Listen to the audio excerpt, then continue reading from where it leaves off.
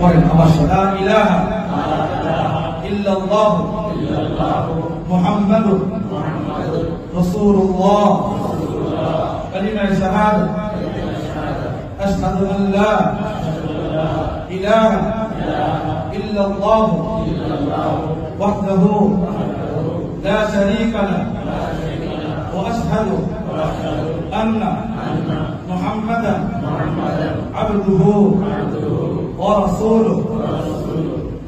আল্লাহ ছাড়া কোন মাবুদ নেই, মুহাম্মদ আল্লাহ পাকের একজন রাসূল বলিয়া আমি মেনে নিলাম। আমি সাক্ষ্য দিচ্ছি যে আল্লাহ ছাড়া কোন ইলাহ নেই, তিনি একমাত্র ইলাহ।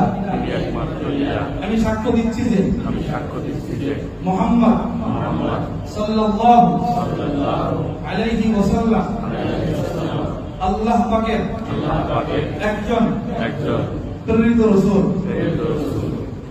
বলেন আলহামদুলিল্লাহ। আলহামদুলিল্লাহ।